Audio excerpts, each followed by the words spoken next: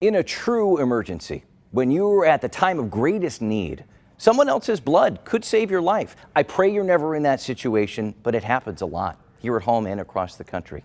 The problem is the blood supply is dangerously low. Just this month, the American Red Cross declared a nationwide emergency blood shortage. Hospitals are asking for blood many times faster than blood banks can replenish their supplies, and the number of donors has hit a 20-year low. Donations dropped by more than 40% over the past 2 decades. And just since the start of the pandemic, about 300,000 fewer donors are rolling up their sleeves. The only source of blood that can be used to save lives of people in the hospital is the arm of a donor. We see in the hospitals that these blood donations make a difference every day, and they make it possible for people to survive and to carry on their lives. Blood banks across the country are asking for donors of all blood types, especially with type O blood, to give now.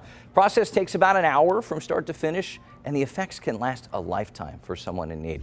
Here at home, blood donations are at the lowest levels we have seen in 6 years, and they're down more than 40% in just the last 3 weeks.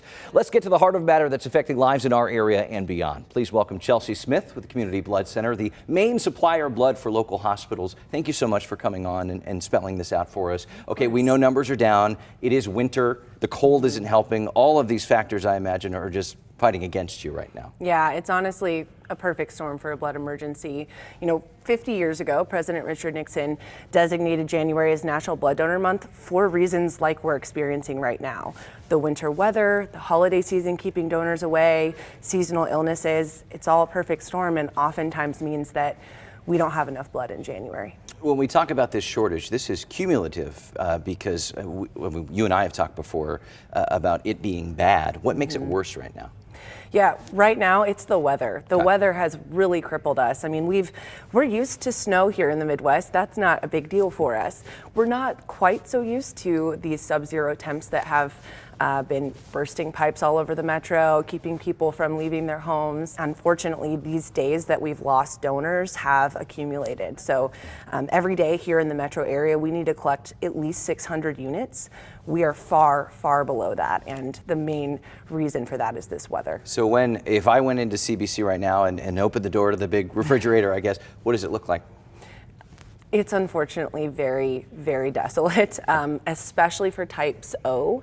O-pos and O-neg are incredibly low right now. We have fridge after fridge after fridge that should be full of type O blood, and right now we don't even have one full fridge of it. So it means that as soon as it's coming in, as soon as we're taking it from a donor, it's being processed and sent out later that night. So that doesn't usually happen quite so quickly. We usually have a bit of a cushion to support our inventory, to support hospital need.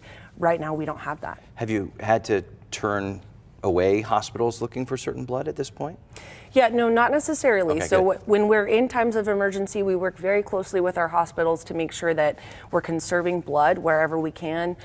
It could impact things like, elective surgeries. We saw that in the height of COVID, that elective surgeries were put on hold for a while. So it's not quite to that point, but we're doing everything we can to sort of mitigate that risk and conserve blood while our inventory is so low. What has it been like during the pandemic? Because we're about 4 years in. Did you notice a surge? Obviously, it dropped off when they told everybody to stay home, but was there a surge? Has that ebbed and flowed over the past few years, or how does that look? Yeah, it's ebbed and flowed. So there was a huge drop off, of course, in 2020. For the first time ever in our operations, we weren't hosting blood drives for a couple months. For reference, about 70% of the local blood supply comes from blood drives, community blood drives that happen across the metro. So that was a huge, huge hit. And then in 2021, we saw a big resurgence, which was great, but it also really didn't help us get ahead because elective surgeries were being rescheduled in 2021. Hospital usage was way, way up. So now hospital usage is leveling out, but our donations, unfortunately, have dropped significantly. What's the biggest challenge right now convincing someone to donate? I think the biggest challenge right now is convincing them to brave the needle. A lot of people are, of course, understandably afraid of needles. They don't like vaccines. They don't like donating blood. They don't like giving blood at a doctor's office. What I can tell you is that our staff do this day in and day out. They are exceptionally well trained. They're very good at what they do. You can barely feel it. So I hope that fear isn't truly what's keeping donors away. Another thing that we know has impacted our blood supply since COVID is that blood donation isn't quite as accessible as it used to be. We used to, have a lot of workplace blood drives, a lot of school blood drives, a lot of community blood drives that aren't taking place anymore, especially with that remote work. Right. A lot of people are at home, so we have to convince them to come find us instead of us coming to them. So. And try to plan more, I guess, community-based drives on your end too? Right. Yes, it's a priority right now for us to schedule community blood drives across the entire metro to make blood donation as accessible as it was pre-COVID. All right, Chelsea Smith, Community Blood Center, thank you for the work you and your staff do on a daily basis. You can help blood banks replenish empty stores and make a real difference here at home. To get started, go to savealifenow.org.